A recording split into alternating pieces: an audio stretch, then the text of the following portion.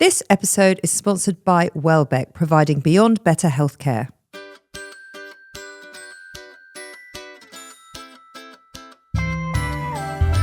Hello everybody, I'm Nicole Goodman. And I'm Laura Mishkon, and this is Self-Care Club. Welcome to today's show, and today we're talking about something that affects all of us, whether you're a sun worshipper, a factor 50 at all times person, or somewhere in between. We're diving into how to prevent skin cancer, the sun safety habits that actually make a difference, and the warning signs that you should never ignore. Because here's the reality, skin cancer is the most common cancer in the UK and worldwide. I did not know that. In the UK, there are over 18,000 new melanoma cases every year. It's mainly caused by UV radiation from the sun. We don't get any sun, so that's interesting. Sunburn, even just once every 2 years, can triple your risk of melanoma. But around 9 in 10 skin cancer cases are preventable, and small, everyday choices can have a huge impact. To help us today, we are delighted to welcome Ellie Rashid, a consultant dermatologist working within the NHS and privately at Welbeck, and a mum of two with a love for evidence-based skin health. Alongside her clinical work, she's the medical director at Clearer World and collaborates with skincare and health brands, helping translate dermatology science into real-world accessible skin advice. Welcome to the show. Thanks for having me. We're delighted to have you. We have lots of lovely questions. I didn't know that it was the most common cancer in the UK and worldwide. It is the most common cancer, but not melanoma. So there's other types of skin cancer, and they're the most common. Did you know that the skin is the largest organ of the body? I did. People And the don't most think- important. Really? To me. I thought it was my bottom, but there we go. All the consultants that come in always feel that their specialty is the most important. The heart Well, is they the should. most Of important. course they do. Yeah, Yeah. they do. They are determined that's the one. So Ellie, the weather is warming up sometimes, and people have holiday planned if we can get there. So can we start with some sun safety? Yeah. We start there. Yeah. So I think people's perception is that we don't get much sun in the UK. And so why do we need to protect ourselves from UV radiation if we're not actually getting that much sun? But all the evidence suggests that it's all about cumulative sun exposure. And when we think about UV radiation, so you've got UVB and UVA. Yes. And UVA is there all year round. And UVA gets through cloud, it gets through glass. And UVB tends to be at its most intense during the summer months. So if you are thinking about protecting yourself from UV radiation, you should really be protecting yourself from both of those spectrums, so UVA and UVB, to try and reduce the amount of DNA damage that's being done on your skin cells by that UV radiation. Are they as bad as each other, UVA and UVB? And what do they stand for? So people tend to divide them into UVA is the spectrum that tends to age our skin, and Okay. UVB is the spectrum that causes burning. So A for aging, B for burning. That's okay. great. I'm going to remember that. That's nice to remember. Yeah, it is. Okay. Thank you. And you know, you were talking earlier about people that go on sunny holidays and then they get burnt on holiday. Well, that really increases your risk of developing skin cancer. And so I think to a certain extent, because we don't see the sun so often, and then we go somewhere lovely and sunny, and then we're like, give it to me right now. I need to have get all the excited. sun. Yeah. Here I am. I need to get tan. I need to get this. And then it's just too much, too quickly. And then they often end up burning their skin. And that's the real risk. So it's cumulative damage and also protecting against sunburn. Okay. What's something about sun safety that even if you kind of think people are still getting wrong? Probably the amount of sunscreen to apply. Okay. So most people think, there's that famous video that Gwyneth Paltrow does where she applies her sunscreen. She puts like this tiny little dot on her nose and she's like, done, sunscreen done. But that is not enough. Okay. And so in order to get what's actually said on the bottle, so the SPF number relates to your protection against UVB.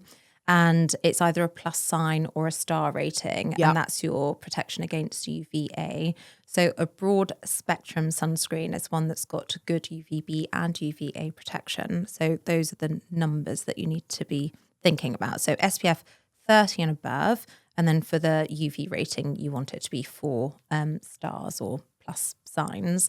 And then for a full face, you need to be putting 2 finger lengths worth of product onto Really? your fingers. That sounds a lot. It's more than anyone really thinks about, and it's 3 if you're thinking about your neck as well. Okay. And it's like a shot glass worth of sunscreen for your entire body. It's so much more than you ever think. Yeah. And so you're probably the way that most people apply their sunscreen, they're not getting anywhere close to that full protection. And then the other thing that no one does is no one reapplies their sunscreen. Okay. So you should really be applying it every 2 hours because it tends to just wear off and you sweat and it comes off. And can I say one more thing? You can say whatever you Say it want. all. I'm Say it raptured all. with this. And people often miss out certain key areas. So the tops of the ears are a really common area to miss out. The lips are a really common area. And the way most people apply sunscreen is they start from the middle and then work their way outwards. And so I normally recommend is to apply some sunscreen to the lateral borders of your face, so the outside borders of your face. So then there's still lots of product on those outside borders of the face as well. So you're not just concentrating it all on the mid face and then sort of not much product is left over by the time you've sort of massaged it on. Okay. I feel like you've said this a lot in your career, and that people are still not really listening. It's like I used to be a hairdresser and I used to explain how to wash your hair properly. Yeah. And I said it for 30 years. Yeah. And I'm still saying it 30 Yeah. years later. Yeah, Yeah. always. Yeah. Yeah. It is the same messaging. Yeah. I think people have such a funny relationship with the sun, because I recently did an Instagram post which was just showing, it was a reel, and it was just showing, it said this on-screen text that said, if people are still refusing to wear sunscreen, then show them these photographs.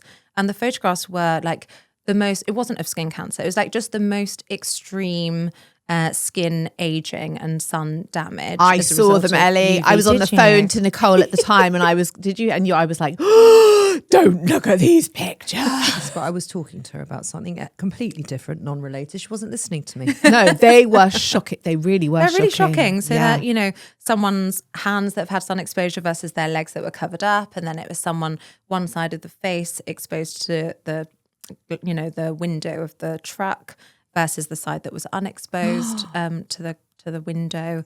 Someone that only put sunscreen on their face and didn't apply it to their neck, and their neck looked 92, which is actually how old she was. And her face looked like 50. It looked amazing. God. Yeah.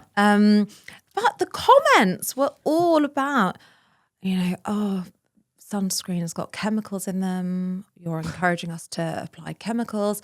And I always use this analogy. Like, if someone told you that you could put a cream on a part of your body and reduce the chance of cancer in that part of your body, you'd be like, yes.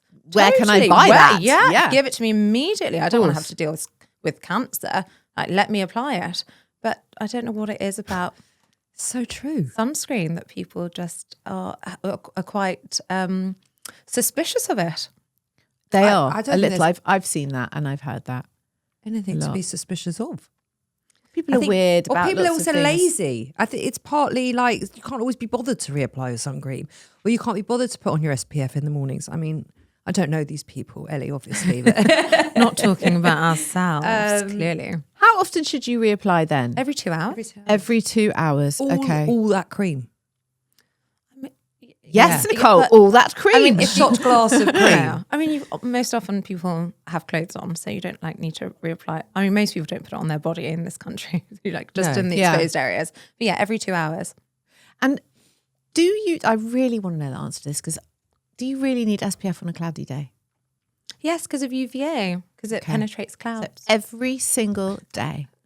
No, because I have a friend who wears it She was so 365. desperate for you to say no. I wasn't, because I have a friend who wears it 365 days a year. She lives here. She wears it. But she's very fair. And I'm always like, really? It's November. She's like, every day. Yeah, it's the single best thing you can do to ensure that your skin looks younger and healthier for longer. Her skin looks great, to be fair. Do you recommend products? You have your own range of products. Yeah, so I'm medical director for Clearer, and they are a prescription compounding service where they essentially put essential prescription ingredients in beautiful formulations and bases for different skincare concerns. So acne, rosacea, melasma, sun damage. And they've launched a sunscreen as well, which has got some antioxidants in it. And it's got this encapsulated sun protection, which means that you've got good full coverage, and it tends to last throughout the whole course of the day as well. Go on. So if you're going to buy sun cream for a family holiday, what should you be looking for or avoiding in brands? So for a family holiday, we tend to just so there's a brand called Ultraist, which is developed by Andrew Burney, who's a consultant dermatologist as well. And it's an altruistic enterprise. Lots of money goes back to charity supporting albinism. And it's cheap. So it costs so little to get this huge, like I think it's a 1 litre bottle. Okay. And we just chuck that in our suitcase, and then we've got it for the whole holiday. And then they've also got like little like guns of like where you can squirt out the sunscreen. And so I tend to give my kids, they're 4 and 2, the little gun one, so they can just mess around with it whilst I'm doing their full body application. And I think the key is just get something that you can afford. If you're buying like a really luxurious, £85 for a small little bottle, you're never going to use enough because you don't want to get through the whole bottle. Yeah. And the amounts that you'd have to use, that's like 85 quid a day, basically. So you just want to use something that has SPF 50 and good UVA protection and is within your budget, so that you know that you're going to be applying enough to give you that true coverage. So a generic brand or like a Boots own brand is absolutely fine. You don't have to buy the really expensive ones. Yeah, that's true. Yeah. I mean, so you want to, if you've got sensitive skin, then you probably want to go for something unfragranced, or if your children have eczema, if you have rosacea, you might want to go for sort of unfragranced sun protection. And then there's the difference between a mineral and a chemical sunscreen. So some people prefer like mineral sunscreens with zinc oxide and titanium dioxide over chemical sunscreens. But really it's about finding something that's got good coverage and is within your budget, and you're going to be using plenty of to get that full protection. Oh, and UPF clothing. I mean, that's genius. Oh yeah, those are so good for the kids. Those sunsuits, swimsuits. So good. Yeah. We use those. No, the little ones. But I mean, no, my son's 22, so I'm not going to put him in one of those. That's why I was laughing. That'd be a bit weird. I think you should. And your other son is 19. That's a bit weird. Cover up your hairy chest with the sunsuit now and your little hat. But no, they were amazing when they were little because they're so handy. Yeah, and they don't stand still for 3 seconds for you to apply sunscreen on, sort of in good amounts. So UPF clothing's great. Do you care if it's a spray or a cream or a whatever? Do you care about how it's applied? I do care, yeah. Okay. Yeah. So I find that creams, you can be more meticulous with the application. With the spray, sometimes it sort of, wafts around and you're not sure exactly how much is actually getting on. So generally I tend to prefer a cream or a lotion so that you can see where you've applied it. I think the sprays and the mists are really nice for top-ups throughout the day. And even the sticks are nice for top-ups, the little like sun protection sticks.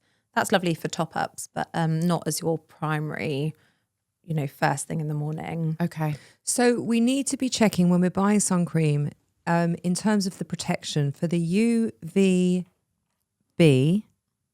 It's the stars, the amount of stars UVA is the amount of stars on the back. And we want at least 4. Yeah. And the UVB, what are we looking for? Is the SPF number. SPF number. So 30 minimum. No lower than 30. Yeah. Well, who goes lower than 30 nowadays? You can buy 15, but then I never know, like, why would you buy Why would you buy 15? Yeah. So in sort of makeup products or in creams, it's easier to achieve an SPF 15 that's cosmetically more elegant. So the higher the SPF, often you can't arrange the formulation so it's as easily absorbable. Okay. And it sort of melts into the skin. But actually things have changed over the last 10 years, like 5 to 10 years. Sunscreens are so much better. Now you can get like a serum, like a watery melt-in aqua, lovely light formulation that still gives you all that wonderful coverage, no white cast, absorbs really well. So I think things are different, but back in the day, for sure, it was hard to achieve a beautiful, cosmetically elegant formulation with a high sun protection and high UVA coverage. Okay, that makes sense. And we should be wearing SPF over our moisturiser every day? Yeah, so last step of your skincare routine is going to be your sun protection before makeup. Okay. My day moisturiser has SPF 50, and this morning I checked it, and it was UVA and UVB 50 in a day moisturiser. So I'm like an all-in-one. What's the moisturiser? Oh, it is the Cetaphil. Oh. And do you use 2 finger lengths worth? No. I actually don't, Ellie. I probably use finger lengths. Of I probably moisturiser. use I'd be sitting there all day with it. I'd be really honest. I probably use half a finger. I mean, a big blob for my whole face, but I would not know until today I needed to use 2 finger lengths. Yeah. That's a lot, and it's quite a small tube. Yeah. So even with moisturisers, we say that's all great. And so many moisturisers are wonderful that they have that UVA and UVB protection. But we normally say to still have your dedicated sunscreen, because then you'll apply the right amount and then you can just do the top up with your moisturiser. Okay. How long does it take for UV rays to damage your skin when you're out in the sun?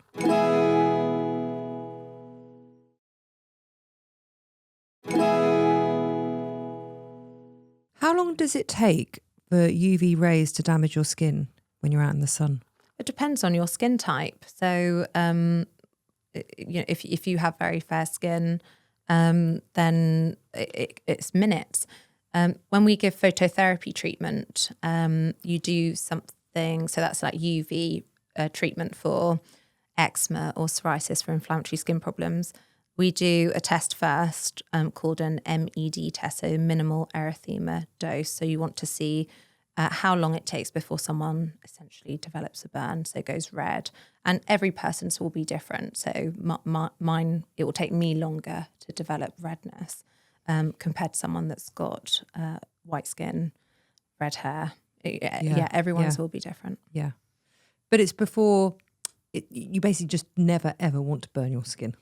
Yeah, that's it. So that's the risk. So, and I think the advice that we give isn't nuanced for each person's individual skin colour and propensity towards burning. The advice that we give is generic for assuming that everyone can do damage to their skin. And so that's why it's so strict and the bar is set so high, low. The bar is set at certain levels to make sure that we can keep as many people as possible safe from that DNA damage from burning their skin. But then I also think about people with skin of colour. They're more at risk of pigmentation, and they're more at risk of this inflammatory skin condition called melasma. And it's really hard to manage that, and you need to be putting really good amounts of sunscreen on. So even if you're not thinking about the burning potential, you want to be thinking about the pigmentation potential. And so you want to reduce someone's chance of developing pigmentary problems on their skin. So just to be very clear, even if you have dark skin or you're one of those people who's like, oh, I just don't burn, I just go in the sun and I get tan, you can still get skin cancer, no matter the colour of your skin, no matter how easily you tan or burn. Yeah, so there's different types of skin cancer. There's UV-related skin cancers. So we often think of those that often affect people that have fair skin, white skin. And then there's melanoma, which also has relevance in terms of UV exposure. But when you think about those non-melanoma skin cancers, like basal cell carcinomas and squamous cell carcinomas, people with darker skin tones are less at risk of developing those compared to people with white skin. Okay. Do things like phone screens, blue light or pollution meaningfully affect skin cancer risk? So the biggest source of blue light is the sun, but we think about it when like from screens, but actually the amount of blue light that you're getting, high energy visible light, blue light, is much less than what you'd get from UV, from the sun. So I think, but it's important to enjoy being outside and enjoy being outdoors. And lots of the sunscreens now, their filters absorb for that visible light end of the spectrum. So that high energy visible light and blue light. So, I mean, it just depends on the sunscreen that you buy, but you can still get sunscreens that will protect you from blue light. In terms of how meaningful they are for the risk of skin cancer, I don't believe that they have a risk for skin cancer, but they certainly have a role in pigmentation. So if you're someone that's got pigmentation from sun damage or melasma or post-inflammatory hyperpigmentation, then that can make those problems worse. Okay. Okay. What are the most common warning signs? So everyone thinks of a mole that's changing Yeah. or a new mole, and it's not common for you to develop new moles after the age of 40. Okay. So a new mole over the age of 40 would need to be thought about. And then a change in your current moles also needs to be thought about. So we use the ABCDE acronym to think about moles and when to seek advice and when to see a dermatologist or your GP or any healthcare professional. So A stands for asymmetry. So if you were to put a line down the middle of the mole, it needs to look the same on both sides. Okay. B is for border. So if it's not got a smooth border, if it's got a jaggedy border, that warrants attention. C is for colour. So if there's a colour difference, so one bit of it looks very dark, one bit looks a light brown, one bit looks a bit red. So any variations in colour. D is for diameter. So if it's getting bigger, or if it's a large mole, so I think it's more than 6 millimeters, 6 or 7. Some textbooks say 6, some say 7 millimeters. And then E is for evolution, so it's changing. And then you would want to have that evaluated. And I always say to patients, look, just put your mind at ease, like get someone else to look at it that knows what they're looking for and at, and you can either put it to bed or have it removed, whichever is deemed appropriate. But then you have other types of skin cancer, so not melanoma, but these basal cell carcinomas or squamous cell carcinomas, and they don't follow the ABCDE rule. So they can present as what people might think is a spot, like a little pink spot bump on the skin, might present as an area of ulceration. The commonest thing that I hear people say is with a basal cell carcinoma is they say, oh, this little scratch, I just scratched myself like 2 years ago and it's just never quite healed. So that sort of non-healing bump on the skin warrants attention because it might be one of these non-melanoma, either basal cell carcinomas or squamous cell carcinomas. Okay. Is there any part of the body that's kind of the most common place or places? Yeah, the most common is head and neck, back of the hand. So the chronically sun-exposed areas. Oh.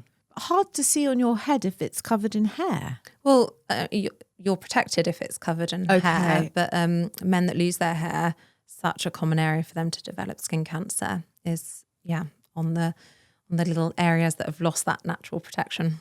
Yeah, sure. What do you think about mole mapping? So Welbeck offers mole mapping and I think it's absolutely brilliant. So the machine that we have is called the Vectra WB360 and it has 92 cameras. And essentially you go into this machine, you stand in this very glamorous position in a little thong, and these cameras take images of you front and back.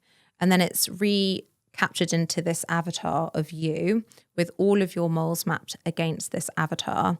And you get a copy of it. And there's a copy at Welbeck as well. And that's all. And you can also do dermoscopy. So dermoscopy is the little device that we have. So it's a light with a magnifying glass on it to have a closer look at pigment patterns and dermoscopic features of moles and skin lesions. And so you can have those images plus the standard images. And then the benefit of it is that you can then redo that usually on an annual basis. And depending on if there's anything that you've noticed, you can obviously have that done sooner. But standard is every year you would have that done. And then the software can track to see if there's been any changes in any of those moles or any changes in any of the skin lesions. And it's really sensitive. So even if you had a spot, it would have picked up the spot and then it says there's been a change here because the spot's gone. Right. Or if a new spot has developed. So it's really sensitive to change. It's so good. Amazing. So the first one's sort of not that beneficial because you've got nothing to track against. But it's really from those sequential images that are taken doing that comparison. And then if you came in and you said, I can't remember this mole being there, it just looks different to how I remember it, which is the commonest reason why people book in. You don't often say, oh, that one was 3 centimeters now. So, you just don't have that sort of information. You're just like, it looks different. Something about it's different. And I don't remember it looking that way. We can then look at it on the images and actually you can see, it looked exactly as it looked then and be reassuring, or actually, that's shown some change and it needs to be evaluated. I've just had it done actually. And I did find it quite reassuring, and they kind of didn't like the look of 5, so then they called me back to look with the called a dermoscope. Yeah, have a look. Dermoscope or dermatoscope. Yeah. And it actually did feel quite reassuring, because now I have that printout. I know what's there, and then when I go back, I'll know if anything's changed. But yeah, it's so good. Although I had a patient who had their mole mapping done, and then they went and had some so they came for the yearly images. Yeah. And just before they had the yearly images done, they had some fat loss busting treatment, and their whole skin was just red and inflamed having had this done. And so the mole mapping was going berserk. Yeah, I'm sure. Change. Yeah. Everything's gone. Literally, honestly, all the moles on the trunk where they had this like cryo thing, fat busting thing applied, all looked different. So I was like, come on. Do better. How treatable is skin cancer? So if it's a basal cell carcinoma, then usually surgery to remove the whole thing. And they do this type of surgery called MOSE, which is microscope assisted surgery. So as it's being removed, as the skin cancer, the basal cell carcinoma is being removed, it's being evaluated under a microscope to ensure that all the margins are clear and you've got full resolution of that. And that's the end of the story. And that's it. And for a squamous cell carcinoma, there's slightly more risk of spread, and it usually spreads through lymph nodes. But again, usually surgery to remove that, and there's a period of sort of monitoring and follow-up. For cancerous moles, or for moles that you're worried about, you have to remove them with a 2 millimeter margin. The whole mole gets evaluated under the microscope, and it's not just sort of as binary as totally fine or melanoma. You've got mildly dysplastic or atypical, moderately dysplastic, severely dysplastic, and then you've got melanoma in the very top layer of skin called a melanoma in situ, and then you've got a sort of full thickness melanoma. And then it depends on the depth of the melanoma, what sort of happens next. So depending on the depth, sometimes you have a 1 centimeter margin taken from around it. And sometimes you have to have the lymph nodes evaluated that are nearest to where that melanoma is, and scans to see if there's been any spread from that melanoma. Presumably, and like with most cancers, if it's caught early, everything is just, you're better off. You're much better off. So much better off. Yeah, totally.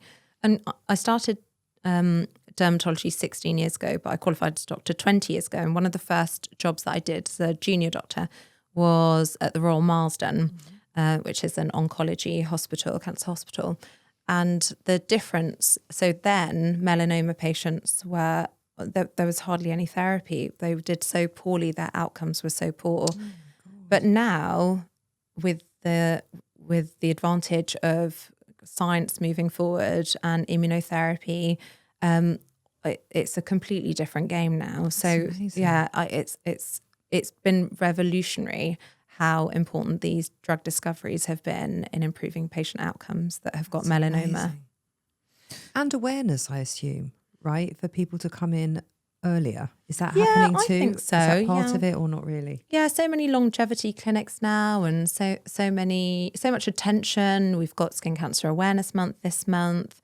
I feel like dermatologists are doing a lot more on social media to try and raise awareness and for people to just get their skin checked out. And if you're worried about something, the best thing to do is to just get it evaluated. And actually, the certain skincare brands will also do awareness campaigns. So L'Oreal did one at Westfield, and they had dermatologists there that was sort of, spreading good advice about how to apply your sunscreen and the areas that often get missed and what to look out for. And I do feel like younger and younger patients are a lot more aware, and also that drive towards sort of worshipping the sun and sort of being out there, turning yourself into a crisp. That's not as popular anymore. No, I mean 80s parenting, they'd smother you in baby oil and stick you out in the sun all day. Parents don't tend to do that anymore. My kids, I've got 2 teenage girls. They are obsessed with the UV. Are they? Yeah, it was never a conversation when we were young. Oh God, no. UV4, UV6, UV8, like they're constantly on holiday just telling us what the UV is. But I don't know if they're doing it so they can get tanned. But I don't know. Well, they are. Yeah. Well, the higher the UV, the quicker you tan, right? Or is that? So that's the UV index, which you can just see on your phone. So you've got the temperature and then air pollution, and you've also got the UV index. And if the UV index is 3 or over, then that's your signal that you need to be putting sunscreen on. 2 fingers worth. Yeah. So good. They should do a little campaign like this, Yeah. Like this. Yeah. That'd be cute. Yeah. They get all the influencers to do when it. you get onto L'Oreal, I'm much too old to be the to be the face poster of. child. Also, I've already got skin damage. I'm not the poster child for this. Your daughters. Yeah. Involved. Yeah, but they could do it. But kids now, especially girls, they're so into young girls. They're so into their skincare. So into their skincare. So this push, I think this push towards like prevention and looking after your skin. I mean, I don't know if it's hit them yet or they're that bit too young because they're 18 and 15, but maybe it is on the socials when they start hitting their 20s. I don't know. I'd like to think so. I think young people are so much more aware of skin health and preserving their skin and helping it look better and younger for longer. Yeah. They're so aware of ingredients as well. Like when I was a teenager, I wouldn't have had a clue what hyaluronic acid was or did it even exist? Azelaic acid or cinnamide or whatever. Yeah, none of it. But they're so well informed. They are so educated.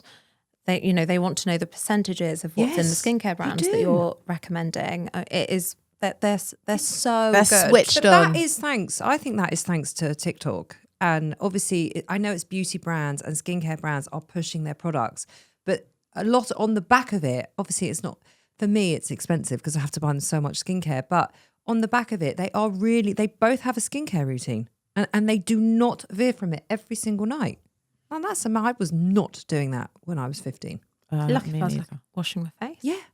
Oh, yeah. Definitely. Most nights I definitely was not. They have like a 6-step skin routine. Wow. I mean, for some people, it's gone a bit too far with the skincare routines. And sometimes very young skin are applying vitamin A, retinoids, and it's just all a bit much. It's not good, is it? And there's this like forever chasing this glass skin. Oh, the glass skin. We sat next to somebody at one of the Welbeck dinners. She was from Clearer, wasn't she? Yes. Her skin was... Emma. Was it Emma? It wasn't the Scottish lady. Irish, Northern Irish. Irish. It wasn't her. Oh, it no. was someone else. What was her name? Her skin, she had glass, glowy, beautiful skin. The first thing I said to her when she sat down, I was like, what are you putting on your skin? It turned out she worked for Clearer. There you go. Yeah. It works. It works. Yeah. Are there any breakthroughs in dermatology, or is there anything that you're excited about for prevention or diagnosis that's kind of happening now? Yeah, so I think immunotherapy is amazing. So treatment once you've got cancer that's developed. I think monitoring is so much better now. Yeah. So many private clinics will have some form of mole mapping and evaluation. I mean, something as simple as just having people having their mobile phones and so many images where they can just track their own moles, get someone to take images of it, and then they've got folders and they'll just be able to sort of monitor things themselves.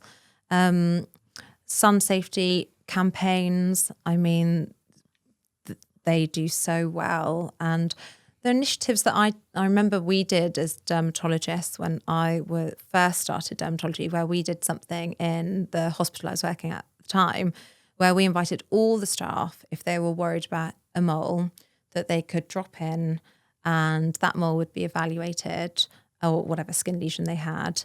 And then they were either reassured or they would have to have surgery or biopsy or have it removed or excised. And that worked so well because, staff in an NHS hospital often don't have time to go see their GP and sort of get everything sorted. So there are lots of really clever initiatives to try and improve awareness and also just access to treatment, which everyone's busy. I know lots of corporate events as well where dermatologists go and sort of evaluate people's skin in a corporate environment. So yeah, lots of really You should do that. good. You should do that just for each other. I'm not doing a skin check on camera. No, fair. That's fair. Okay, so that's brilliant. If you could get everybody to just adopt one habit Great question. tomorrow, Yeah. having listened to this show, what would it be? It would probably be to just get into the habit of applying their sunscreen. So in the same way that you wouldn't leave your house without brushing your teeth, it would feel weird. That sort of same sense of, oh, I've not applied my sunscreen, and that would feel weird. So that's probably, and I that's probably the single most effective thing that you can do, just to make your skin look better as well. Like not even thinking about skin cancer risk, just it will make your skin look better. And there was this study where they had patients apply sunscreen every single day for 4 years. It's an Australian study. Versus a group that were just putting sunscreen on sort of ad hoc as and when they fancied it. And in the group that were diligent with their sunscreen every day, their skin was behaving 24% younger than the people that just used it ad hoc. So there's definitely good advantages to getting into the habit of wearing it. And habit stacking is really effective. So just put the sunscreen application on the back of something else that you already do. Yeah. So whatever it might be, moisturizer. I mean, it doesn't take any extra time. It just doesn't, does it? I've got a separate SPF. Do you now? What brand? What is it? Joseph something. Beauty of Josian. Yes. Oh, that one looks very good. Is that- I was is that eyeing it good? up the other day. Yeah, really good. Yeah, you like that one? It's a Korean beauty one. Oh yeah, and it's also very reasonable. Very it's like reasonably £13 priced. or Is it something. is it nice? It's to really use? nice. Okay. Really Absorbs nice. Really, really yeah, easily. yeah. All right. Okay. I mean, there's so. I don't There's think so it's an many. excuse anymore to say that. I agree. You know haven't found one that sits well, because there are so many great Yeah. options. Okay. Yeah, I always say that about exercise. No excuse. You can always find a way to move your body. What do you do for your own skin? Everything. I know. Every single thing. Everything I've just said, Nicole. Works. So my key things that I want in my skincare routine are sunscreen. Yeah. I use tretinoin that's prescribed, so clearer, because my skin just looks better as a result of being on tretinoin. I'm 43, so I feel like that's a good, I'm not recommending that everyone should be on a vitamin A derivative, whether it's retinol, or tretinoin, particularly if you're like very young and you don't have any skincare concerns. But I feel for me, it certainly brightened up my skin. It makes it look much healthier. Vitamin B, so B3 is niacinamide. I like niacinamide in the skincare routine. And then vitamin C is my antioxidant. So vitamin C is a great antioxidant, and it's L-ascorbic acid, which is the formulation that's got the most amount of evidence for being very helpful. So yeah, to protect against pollution and free radical damage. And I think that combination in a skincare routine without damaging your skin barrier, there's a lot to think about. It really is. I'm so overwhelmed. overwhelming. It is. Yeah, but simple things like what everyone should be using is just a cleanser, a moisturizer, and sun protection. If you're only going to like really simplify it, that would be it. Okay. Good. That's good.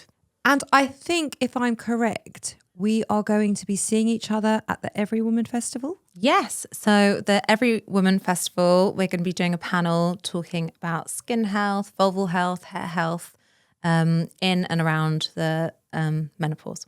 And we're hosting the Welbeck tent, aren't we, Lauren? All day. All day. And we get to interview Ellie and some of your colleagues about skin health. Yeah. Gorgeous. What date is it? Just tell everybody who's listening. It's the 13th of June. It's the 13th of June. And tickets are available online. And I'm going to put a link to the tickets in our show notes today. So if you want to come along and listen to the talks, and and say hi to us. We would love that. And we would love to see And you there. you will also have an opportunity to ask lots of questions to all the consultants at Welbeck on hormones and HRT and skin health and pretty much everything that affects women. And most of the consultants that have been on this show are going to be at this event. Yes. So please come down. Ellie, what do you do for your own self-care? We ask every guest that comes on. Oh my God, if I can get 5 minutes to myself, that's Yeah. like Well, self-care for you've me got so at the much- moment. you've got- You've do got so much very with your little skin. and you've got very little kids. So little little. kids. Yeah. Oh, so little.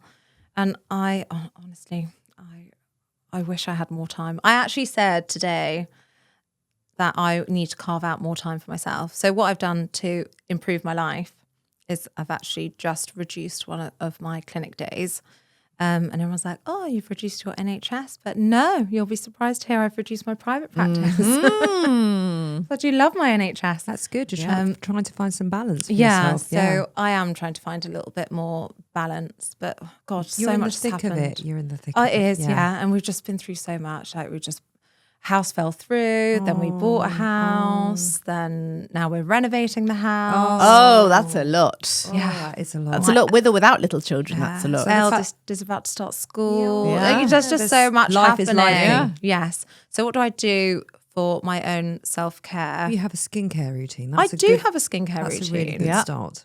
And I'll tell you what, like these sheet masks, I absolutely love them. Do you? because You rate I those? Okay. Absolutely love them.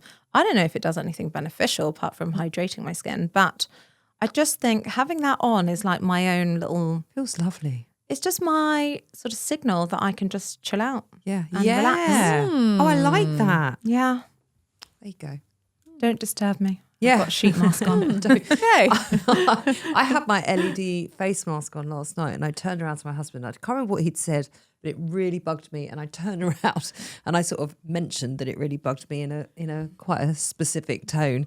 And he just burst out laughing because he didn't realise I had the mask on. He's like, you can't have a go at me whilst you've got that mask on. Okay, fair enough. Yeah, I've got the helmet, the LED helmet for hair growth. And it's got the little Bluetooth headphones. Oh, yeah. And so you can just sit there, put some music on. Wow. You use it for hair growth? Yeah. Is this why your Yeah, hair's like so an long? LED helmet. Your hair's amazing. I mean, I've only just started using it. But what for? Yeah. Oh, your Your hair's hair's stunning. amazing. What? No, I'm not joking. It just makes me feel relaxed. Okay. Okay. Yeah. Okay. Oh, I'm here for that. Then my husband has a go. Does it not the same though, is it? Yeah. I mean, he has got a little balding area. So, yeah. Oh, hopeful. Wishful. And that, yeah. Thank you so much for coming on. If people want to find you, where can they find you? It's just at Dr. Ellie Rashid on Instagram. I hardly ever check TikTok, but I have got a profile there as well. And then, yeah, I work privately at Welbeck, and the NHS would just be through normal GP routes. So you can specifically ask to see me through the NHS. Thank you so much. Thank you for your time. We know how busy you are. We really appreciate you being here. Pleasure. Absolute pleasure. Thank you.